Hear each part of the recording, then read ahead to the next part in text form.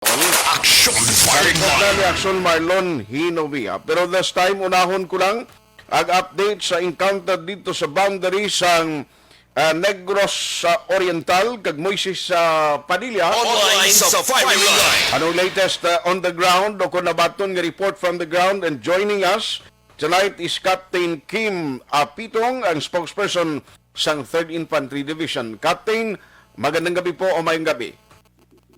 Magandang gabi po sa lahat, at saka po sa nakikinig sa atin. Maraming salamat, Captain Kim Apitong, for the time. Sir, maki-update lang ho kami doon sa nangyaring encounter. What was the latest report coming from the ground? Opo, at about po 3 p.m. Would like to confirm po na meron po tayong encounter. Diyan po sa area po ng Barangay Quintin Remo, Moises Padilla, Negros Occidental. So basically po, ito pong encounter na ito ay nagsimula po sa isang information, no, na nandun po yung mga teroristang NPA na kung saan ay may plano pong pag-atake at plano pong pangingikil, extortion activity sa area ng Negros Occidental.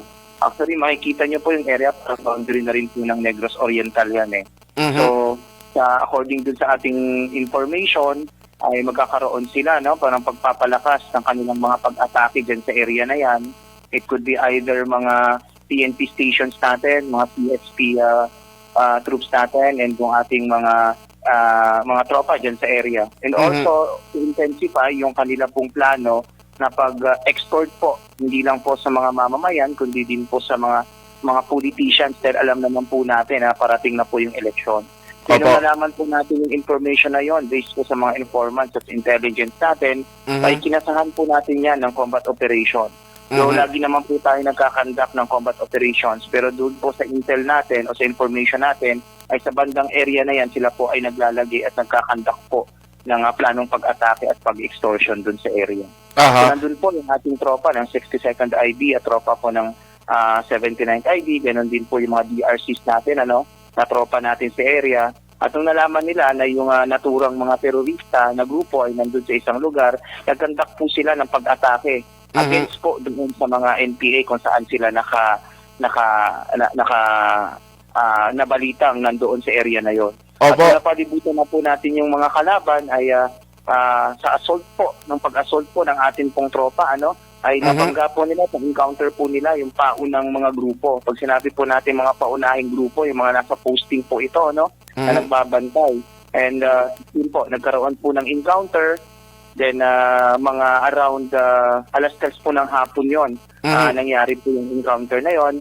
At nakita po natin, according dun sa ating tropa, dun sa ground, ay meron pong tumumba na mga 8 hanggang 10 na mga NPA terrorist na miyembro. At nung tumumba po yung mga NPA terrorist na ito, na miyembro, ay ito po ay dali-daling kanila pong ni-rescue, at kanila pong hinatak habang sila pong nag-withdraw. Ito po ay patunay doon po sa nakita po ng mga blood stains, mga naiwan na gamit. Ganun din po, yung mga marami pong dugo doon po sa withdrawal route po ng kalaban. So ating probably po, hindi lang po siguro 8 yung namatay dito sa kalaban. At according naman po sa informants natin ay meron nga po mga casualties sa kalaban. Sa atin naman po ay meron po tayong wounded po, 5. At ito po ay ni-rescue ng ating Black Hawk. Nagpadala po yung ating Air Force po ng Black Hawk na 2 para po i-evacuate yung ating pong mga wounded. As of now po, hindi pa po ako makapagbigay doon po sa status ng ating mga wounded.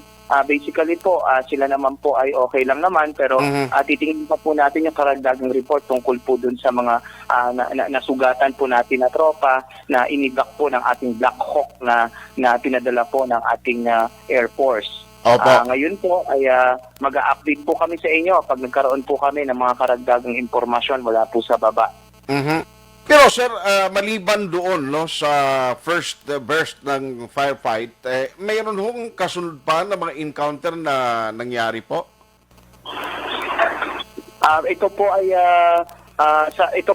yes, meron pong mga encounter. We just have to trace po yung mga encounters na nangyari dyan sa Negros. Alam naman po natin na sa area din po na yan, sa Negros, ay dyan po namatay yung 4 po nila na mga mga apat po, isa po doon ay high-ranking member po nitong NPA terrorist na financial officer na kung saan siya po ang responsibilidad sa kanya po ay ang pagkolekta ng mga extortion po, ng mga pagkolekta ng mga suporta, extortion money galing po sa mga politicians at mga mayayaman po na mga individuals at kumpanya dyan sa area. Kung nakikita po natin, apat po yung namatay sa NPA nung nakaraan po na yun, doon po sa 79th ID kung matatandaan nyo po.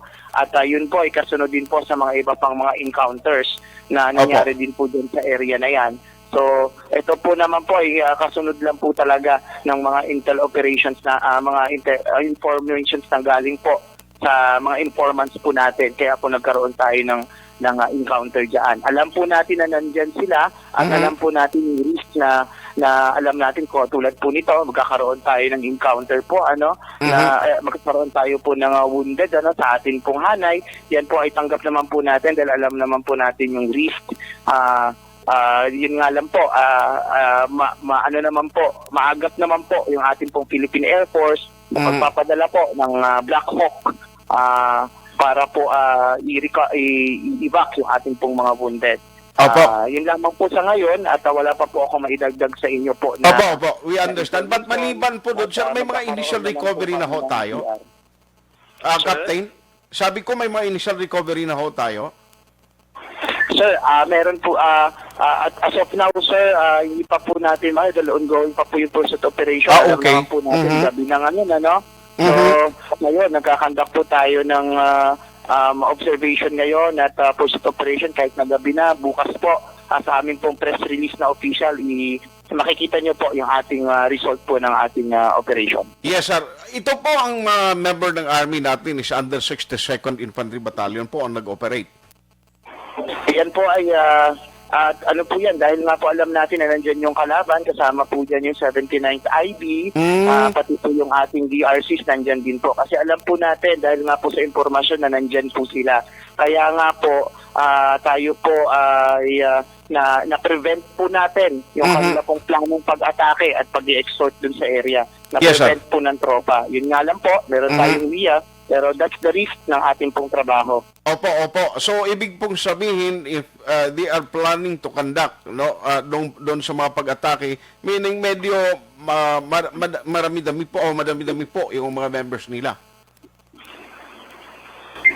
Pakiulit po, sir. Sabi ko, ang members ho ng mga NPA na na-encounter, may karamihan o mga ilan ho ang members nila? Ito po ay mga around 15 to 20 lang po, At hindi naman po ito ganun karamihan. Yun nga lang po, ay alam naman po natin na kapag sila po ay kinukonfirm pa po namin dun sa baba, dahil narinig po namin at nalaman po namin na sila po ay gumamit ng anti-personnel mines, Kaya nga po nagkaroon tayo ng ganong casualty na 5 dahil po yun sa siguro sa pagsabog doon po sa isang anti-personnel mine, but we need to confirm pa po yung impormasyon na yan doon po sa ground troops. Yes, sir. So on that note, doon po sa update ninyo, maraming salamat, Captain Kim Apitong, for the time. Mabuhay po kayo at ingat po palagi. Maraming salamat po, sir. Magandang gabi po sa lahat. Aksyon Firing Line. Amo na ang pinaka-latest resulta sa encounter sa boundary sa Moises Padilla sa Negros Occidental, and then pag-idog mo sa piyak nga panapa, tiiyan na sa Negros Oriental. May 5 ka miyembro sang Philippine Army nga wounded o napilasan. Hindi pa makahatag si Captain Kim Apitong sang status nila, pero okay naman kuno subong. Posible nga landmine or ang maging eksplosibo nga ginbilin dira kundiin nga ang wasin na do ginsidan gabla ngayon kung malapakan mo da or madalasa mo magsigabong ti kalamay mo gid. Aksyon Firing Line. Pero sunod kay Captain Kim Apitong, according sa report sang mga military on the ground, bayara man sang ginaligar 8 tubtob siyam ka mga miyembro sang NPA nga mga nagkalamatay. Aksyon Firing Line. Isinig ni Captain Kim Apitong, gin-rescue o tikon patay ito kundi ginakwat sang upod nila. Nga mo na ang nakita nila nga evidence nga may mga tinulo sang dugo dito sa lugar sa diin nagluntad ang encounter. Aksyon Firing More Line. update sa sining balita at tutukan diri sa Aksyon Radio Bacolod. No, kay sigurado boss may mga latest update ni. Hindi pa siya makahatag kung lang napilasan kay Joint Forces gali ni, no? May report sila nga nabaton nga ara da sa lugar ang presensya sang New People's Army. May plano pa kuno luwas sa extortion na ginahimo, may plano pa daw mangatake sang tropa militar that includes sa PNP.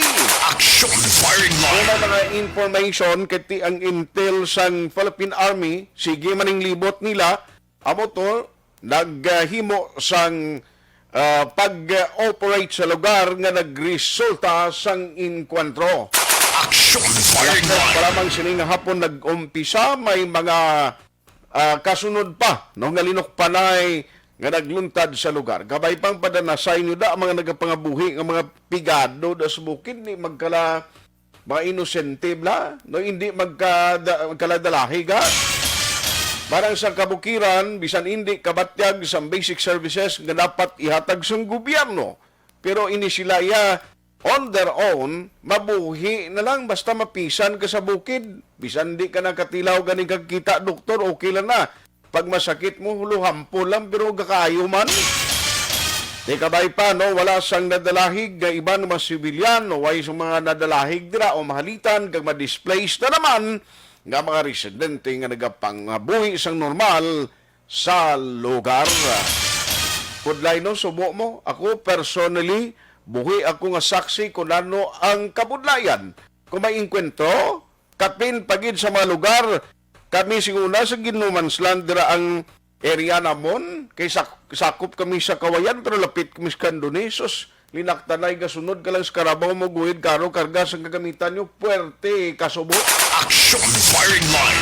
Kay kabay pa, no, nga may latest update ini, kag ano man ang ma-recovery, sunod kay Captain Apitong, ina aton lamang hibaloon. Aksyon Firing Last Line.